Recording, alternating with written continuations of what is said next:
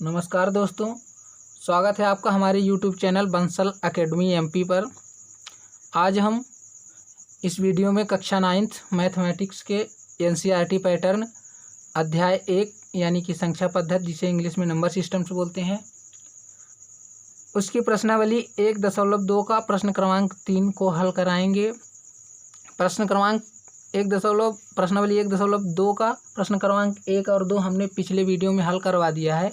यदि आप अभी तक पिछला वीडियो नहीं देखे हैं तो लिंक डिस्क्रिप्शन बॉक्स में दी गई है, आप वहां पर जा करके पिछला वीडियो देख सकते हैं और आसानी से हल कर सकते हैं। आपको बताना चाहेंगे कि यदि आप हमारे YouTube चैनल पर नए हैं तो कृपया वीडियो को लाइक करें, चैनल को सब्सक्राइब करें और अपने दोस्तों के साथ शेयर करें और बेल आइकन दबाना ना भूलें ताकि हमारे आने वाले नए लेटेस्ट वीडियो की नोटिफिकेशन सबसे पहले आपको प्राप्त हो। तो आइए प्रश्न को एक बार ध्यानपूर्वक पढ़ते हैं, इसके बाद प्रश्न को हल करते हैं। प्रश्न है, दिखाइए कि संख्या रेखा पर √5 को किस प्रकार निरूपित किया जा सकता है। प्रश्न है यहाँ पर, दिखाइए कि संख्या रेखा पर √5 को किस प्रकार निरूपित किया जा सकता है, यानी कि नंबर लाइन पर √5 को किस प्रकार हम दर्शा सकते हैं, यह बताना है हमें। तो बढ़ते हैं आगे, चलते हैं। सबसे पहले हम लोग क्या करेंगे, एक स्केल लेंगे। हल में यहाँ पास लिख लेते हैं हल स्केल लेंगे और स्केल से एक लंबी लाइन खींचेंगे। स्केल ले लिए ये और स्केल से एक लंबी लाइन खींच लेते हैं। ये हो गई स्केल और स्केल से ये लाइन ड्रॉ कर दिए, लाइन खींच लिए। उसके पहले आपको बता दें कि नंबर लाइन होती क्या है। नंबर लाइन पर संख्या को कैसे निरूपित किया जाता है। नंबर लाइन पर शून्य की दाईं ओर धनात्मक पूर्णांक और बाईं ओर ऋणात्मक पूर्णांक निरूपित किया जाता है। आपको बता दें जो कि √4 का मान 2 होता है, क्योंकि इसका अभाज्य गुणनखंड करने पर इसमें 2 × 2 यानी 2 दूना 4, 2 का पेयर यानी जोड़ा बन जाता है। तो यहाँ से हम लोग 2 को बाहर निकाल लेते हैं। कहने का अर्थ ये है कि नंबर लाइन पर √4 का निरूपण हम लोग 2 के पास में कर सकते हैं, 2 के पास दर्शा सकते हैं, लेकिन √5 का निरूपण कहाँ पास में करेंगे ये हम इस वीडियो में जानेंगे। लाइन खींचने के बाद यहाँ पास एक बिंदु शून्य ले लेते हैं और उसकी बाईं ओर हमें ऋणात्मक संख्याओं की अधिक आवश्यकता नहीं है, क्योंकि वहाँ से हमने देखा कि √4 का मान जो है 2 आता है, अर्थात √5 का मान 2 के आसपास लगभग कहीं पास में होगा। इसलिए हम लोग ऋणात्मक संख्याएं ज़्यादा नहीं ले रहे हैं, क्योंकि हमें धनात्मक संख्याओं की ओर ही √5 दर्शाना पड़ेगा। बढ़ते हैं आगे। अब क्या करेंगे, हम लोगों को अपना राउंडर लेना है और राउंडर को कुछ फैलाव तक फैला करके, थोड़ा सा, बहुत ज़्यादा नहीं फैलाना है, कुछ फैला करके, और राउंडर की नोक को यहाँ 0 पर रखना है और उसके बाद इस तरह से छोटे आर्क एक यानी कि चाप एक, और पुनः से यहाँ जहाँ पास ये क्रॉस करते पुनः राउंडर की नोक रखकर दूसरा चाप, और पुनः से यहाँ क्रॉस बिंदु पर नोक रखकर ये तीसरा चाप काट दिए। अब ये जो चाप काटे हैं इनको हम धनात्मक पूर्णांक नाम दिए देते हैं। तो ये हो गया 1 और ये हो गया 2 और ये हो गया 3। इसके बाद शून्य को कोई नाम दे देते हैं, जैसे मान लीजिए हम O नाम दे दिए और 1 को A नाम दिए देते हैं। इसके बाद क्या करेंगे, अपने राउंडर द्वारा लिए गए फैलाव को स्केल से नाप लेंगे। तो हमारा यहाँ नाप लेते हैं स्केल से फैलाव कि कितना हमारा राउंडर फैलाया गया था। तो यहाँ से नाप लेते हैं, ये 0 से या 2.5 तक हमारा राउंडर फैलाया गया है।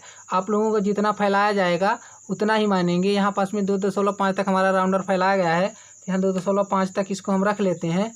बढ़ते हैं आगे। चांदे का उपयोग करते हुए क्या करेंगे हम लोग कि यहाँ जहाँ पास में ये क्रॉस बिंदु ए है, चांदे के यहाँ पास में ये एक होल बनाया गया है जिसे हमें बिंदु ए पर रखना है। चांदे कई प्रकार के आते हैं। यदि मान लीजिए कि किसी में होल नहीं है तो जहाँ पास में यहाँ पास से आने वाली दो रेखाएं और यहाँ 90 की तरफ से आने वाली एक रेखा जहाँ पास में क्रॉस करती हैं, वहाँ पास क्रॉस बिंदु को ए पर रखना है और इधर से आने वाली रेखाओं को इस रेखा के साथ मिलाना है। तो हम भली भांति इस रेखा के साथ मिला लिए और ऊपर की ओर एक डॉट बिंदु ले लेते हैं 90 के ठीक ऊपर, ताकि हमें यहाँ पास बनने वाला एंगल जो है वो 90 डिग्री का हो। यहाँ पास ये डॉट बिंदु ले लिए।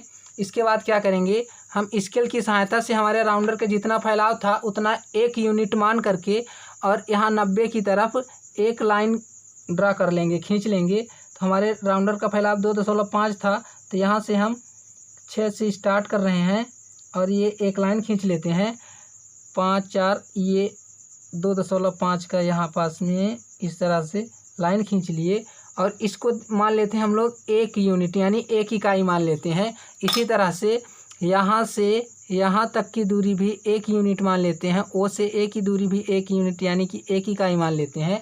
इसके बाद अपनी स्केल की सहायता से इसको यहाँ पास में बी बिंदु दे करके और बी को ओ से मिला देते हैं। बी को ओ से मिला देते हैं तो यहाँ से ये हो गया, बी से ओ को मिला देते हैं। अब हमें यहाँ एक समकोण त्रिभुज प्राप्त हो गया जो कि है ओ A B.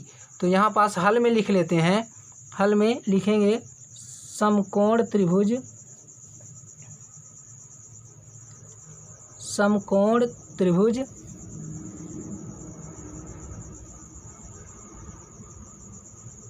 O A B में आपको बता दें कि यदि किसी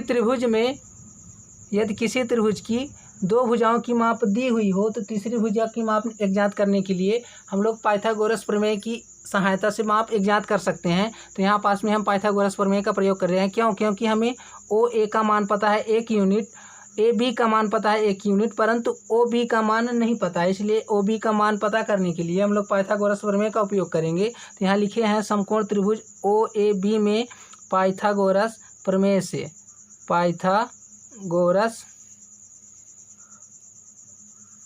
प्रमेय से पाइथागोरस प्रमेय क्या होती है? पाइथागोरस प्रमेय होती है कर्ण का स्क्वायर बराबर लंब का स्क्वायर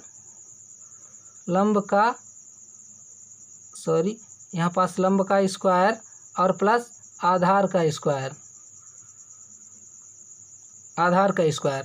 यहाँ पास हम लोग आकृति में देख लेते हैं कि आधार क्या है, लंब क्या है और कर्ण क्या है। आधार यहाँ ओ ए है, कर्ण ओ बी है और लंब ए बी है। तो यहाँ कर्ण की जगह पर ओ बी का स्क्वायर लिखे देते हैं। ये हो गया ओ बी का स्क्वायर बराबर लंब यानी ए बी का स्क्वायर आकृति में दिखाया गया है, धन आधार यानी ओ ए का स्क्वायर।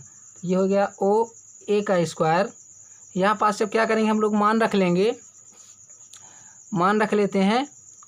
ओ बी का मान तो पता नहीं है तो ओ बी स्क्वायर हो गया है बराबर ए बी का मान 1 यूनिट है तो 1 का वर्ग और धन ओ ए का मान 1 है तो यहाँ भी 1 का वर्ग। 1 का वर्ग करेंगे तो 1 ही आएगा। तो यहाँ पास लिख लेते हैं ओ बी का स्क्वायर बराबर 1 का वर्ग करेंगे 1 आएगा, वापस यहाँ पास 1 का वर्ग करेंगे तो 1 आएगा। ये 1 और 1 जुड़ करके कितने हो जाएंगे 2, 1 जुड़ करके 2 हो जाएंगे।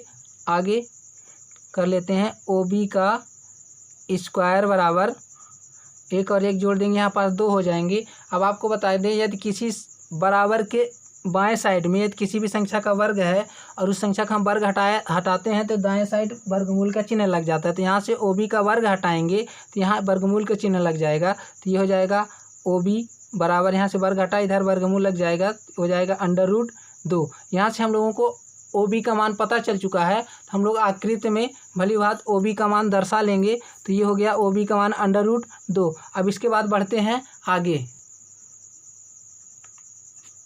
और चांदे की सहायता से पुनः चांदे के होल को क्या करेंगे, यहाँ बी के पास रखना है और लाइन को इस लाइन के साथ मैच करना है। तो आइए करके जल्दी से ये बी के साथ मैच कर दिया, लाइन को लाइन के साथ मैच कर देते हैं। और मैच करने के बाद हमें 90 अंश की तरफ एक डॉट के लिए लाइन खींचना है, डॉट रख करके। तो डॉट रख दिए ये, और यहाँ से कितना लिए थे 2.5 सेंटीमीटर तक की। तो हम 2.5 सेंटीमीटर तक की यहाँ पास में एक लाइन खींच देते हैं। 6 से शुरू कर रहे हैं तो हमारे यहाँ 4 5 तक जाएगा, तो ये हो जाएगा 2.5 सेंटीमीटर की, यानी 1 यूनिट की वापस लाइन खींच दिए, जो कि यहाँ पास में 90 डिग्री का कोण स्थापित करती है। ये भी और यहाँ पास भी 90 डिग्री का कोण स्थापित करती है। ये 90 डिग्री का कोण स्थापित करती है। यहाँ से अब क्या करेंगे, इसको एक नया नाम दे देंगे, इस बिंदु को सी नाम दे देते हैं, और सी को ओ से मैच कर देंगे, मिला देंगे। सी को ओ से मिला देते हैं। अब हमारा एक नया त्रिभुज बन गया है, नया त्रिभुज बन गया है। ठीक, इसके आगे अब हल करते हैं, आगे हल करते हैं और लिखते हैं समकोण त्रिभुज, समकोण त्रिभुज OBC में, OBC में पाइथागोरस प्रमेय से, पाइथागोरस प्रमेय से, पाइथागोरस प्रमेय से, पाइथागोरस प्रमेय क्या होती है, कर्ण का स्क्वायर आधार का कर्ण का स्क्वायर बराबर आधार की स्क्वायर प्लस लंब का आधार स्क्वायर। तो यहाँ से हम लोग देख लेते हैं कर्ण क्या है, OC है, तो यहाँ लिख लेते हैं OC का स्क्वायर बराबर आधार OB का स्क्वायर, ये हो गया OB का स्क्वायर, और प्लस यहाँ से लंब देख लेते हैं BC, यानी लंब BC का स्क्वायर, वापस कर्ण स्क्वायर आधार स्क्वायर प्लस लंब स्क्वायर हो गया। अब OC का मान रख लेते हैं, OC का मान यहाँ से प्राप्त नहीं है हमको, तो हम OC लिख देते हैं, OC का स्क्वायर, और बराबर OB का मान यहाँ प्राप्त हो चुका है √2, तो √2 का यहाँ वर्ग है तो वर्ग लगा देते हैं, प्लस BC का मान यहाँ 1 यूनिट है, यहाँ भी 1 यूनिट हम लोग खींचे हैं, तो BC का मान 1 यूनिट है, तो यहाँ भी 1 रखते हैं और लिखते हैं 1 का वर्ग। इसके बाद आगे बढ़ते हैं, आगे बढ़ते हैं, OC का स्क्वायर बराबर ये हो जाएगा, ये √ का चिन्ह जो है स्क्वायर के साथ कैंसिल हो जाएगा, और ये बचेगा 2 प्लस 1 का वर्ग करेंगे तो 1 ही आ जाएगा, और यहाँ से हो जाएगा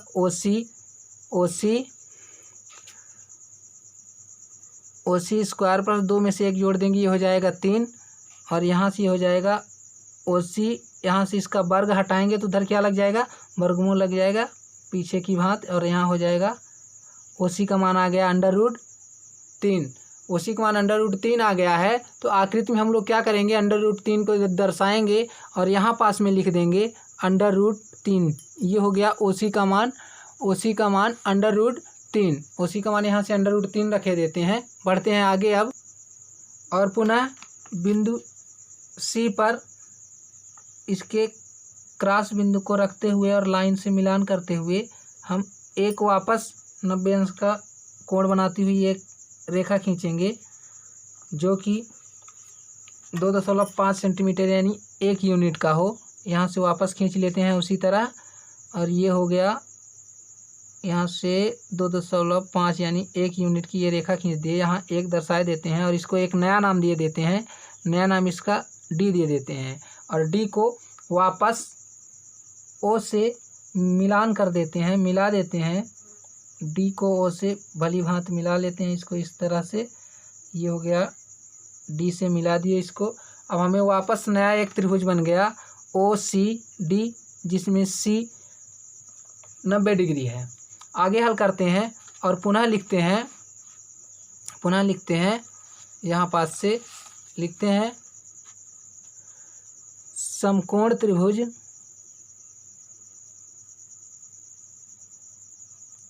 समकोण त्रिभुज। यहाँ से देख लेते हैं त्रिभुज का क्या नाम है, त्रिभुज का नाम OCD है। तो समकोण त्रिभुज लिखते हैं OCD में पाइथागोरस प्रमेय से, पाइथागोरस प्रमेय से, पाइथागोरस प्रमेय से OC में यहाँ पास देख लेते हैं कर्ण OD है, तो यहाँ लिख लेते हैं OD का स्क्वायर, OD का स्क्वायर बराबर, यहाँ से आधार देख लेते हैं, आधार OC है तो OC का स्क्वायर और लंब CD का स्क्वायर। आधार ये हो गया OC का स्क्वायर धन लंब CD का स्क्वायर। अब यहाँ से लिख लेते हैं OD का स्क्वायर बराबर, OC का मान हमें यहाँ से प्राप्त हो चुका है √3, तो OC का मान यहाँ लिख लेते हैं √3 का स्क्वायर प्लस CD का मान 1 यूनिट ही था तो 1 यूनिट ही लिख लेते हैं और यहाँ लिख लेते हैं 1 का वर्ग। इसके बाद आगे बढ़ते हैं, OD का स्क्वायर बराबर हो जाएगा, ये अंडर स्क्वायर के साथ कैंसिल और यहाँ बचता है 3 और 1 का वर्ग करेंगे तो 1 ही आ जाएगा, ये हो जाएगा 3 + 1, तो ये हो जाएगा OD का वर्ग बराबर ये 4 आ गया और यहाँ से वर्ग का चिन्ह हटाएंगे तो इधर वर्गमूल लग जाएगा, तो OD बराबर हो जाएगा √4 और √4 का हम लोग फैक्टराइज कर सकते हैं, इसका अभाज्य गुणनखंड कर सकते हैं। तो 4 का अभाज्य गुणनखंड करेंगे 2 × 2 यानी 2 का पेयर बन गया, यहाँ से हम लोग 2 बाहर निकाल सकते हैं और यहाँ से ये प्राप्त हो जाता है OD का नया मान जो कि है 2। इसके बाद बढ़ते हैं आगे, आकृति में पुनः देखते हैं। आकृति में पुनः देखते हैं हम लोग, अभी हम लोगों को OD का मान प्राप्त हुआ है। OD का मान यहाँ से प्राप्त हुआ है √4 या इसी को बराबर में 2 भी कह सकते हैं, तो √4 OD का मान प्राप्त हो चुका है √4 यानी कि 2। आगे बढ़ते हैं, चांदे की सहायता से पुनः हम लोग D को बिंदुमान करके और लाइन के साथ मिलान करते हुए वापस 90 अंश का कोण बनाती हुई एक किरण खींचेंगे, 90 अंश का कोण बनाती हुई एक किरण खींचेंगे। तो यहाँ से 90 अंश का कोण बनाती है एक किरण खींच लेते हैं 2.5 सेंटीमीटर की। चांदे को हटाते हैं और यहाँ से ये किरण खींचते हैं इससे मिलाती हुई, ये 2.5 यानी 1 यूनिट की एक वापस किरण खींच लेते हैं, तो ये हो गया 1 यूनिट की वापस किरण और इसको एक नया नाम दे देते हैं E और E को वापस O से मिला देते हैं, E को O से मिला देते हैं। अब हमें वापस एक नया समकोण त्रिभुज प्राप्त हो गया जिसमें D एक समकोण है, तो यहाँ से देख लेते हैं, इसका आधार OD है और लंब ED हो जाएगा और इस प्रकार से कर्ण OE हो जाएगा। तो आगे हल करते हैं और लिखते हैं समकोण त्रिभुज, वापस लिखते हैं समकोण त्रिभुज ODE में। यहाँ देख लेते हैं एक बार पुनः देख लेते हैं, इसका कर्ण OE है तो यहाँ लिखे देते हैं कर्ण का स्क्वायर, सॉरी यहाँ पहले लिख लेते हैं पाइथागोरस प्रमेय से और यहाँ कर्ण हम लोग देखें कि OE है तो OE का स्क्वायर यानी कर्ण का स्क्वायर बराबर लंब के स्क्वायर में आधार के स्क्वायर में लिख देते हैं OD का स्क्वायर और लंब के स्क्वायर में ED का स्क्वायर, तो यहाँ लिख देते हैं OD यानी आधार का स्क्वायर धन लंब का स्क्वायर यानी ED या DE लिख सकते हैं हम लोग, तो ED का स्क्वायर हो गया। अब यहाँ पास से OD का मान रख लेते हैं, OD का मान हम लोगों को मिल चुका है 2, OD का मान 2 मिल चुका है, यहाँ लिख लेते हैं OE का स्क्वायर बराबर OD यानी 2 का वर्ग प्लस ED 1 यूनिट था तो 1 यूनिट वापस रख लेते हैं 1 का वर्ग। इसके बाद OE बराबर 2 का वर्ग करेंगे 2 दूना 4 और 1 का वर्ग करेंगे तो 1 ही आ जाएगा और यहाँ से प्राप्त हो जाएगा OE का स्क्वायर बराबर 4 और 1 5। और वापस यहाँ से वर्ग हटाएंगे तो वर्गमूल का चिन्ह लग जाएगा और ये हो जाएगा OE बराबर √5। यहाँ से हम लोगों को पूरी तरह से जो हमें निर्धारित करना था √5, तो √5 मान मिल चुका है। अब आकृति में देखते हैं √5 है कहाँ पास में, तो यहाँ पास हम लोग इस रेखा को दर्शा देते हैं, OD का मान आ गया √5 यानी कि हम लोग कह सकते हैं कि बिंदु E जो है वो √5 है। अब इसको क्या करेंगे, अपने राउंडर की सहायता से संख्या रेखा पर दर्शाएंगे कि किस प्रकार ये संख्या रेखा पर कहाँ पास में आएगा। राउंडर की नोक को अब O पर रखेंगे और अपने पेंसिल की नोक को ई पर रखेंगे और इस प्रकार से एक सर्किल ड्रा करेंगे। ई से यहाँ पास एक सर्किल ड्रा कर लेंगे हम लोग, और ये यहाँ आ गया बिंदु 2 के लगभग पास में। तो यहाँ पास से हम देख पा रहे हैं जहाँ पास ये लाइन को क्रॉस करता है वहाँ पास इसको एक कोई बिंदु का नाम दे देते हैं। जैसे मान लीजिए इसको हम P मान लेते हैं, और यही बिंदु हमारा हो गया √5। तो यहाँ √5, यहाँ से हम लोग कह सकते हैं √5 का निर्धारण नंबर लाइन पर बिंदु P के स्थान पर है। दोस्तों, इस वीडियो में इतना ही। मिलते हैं अगले वीडियो में। धन्यवाद।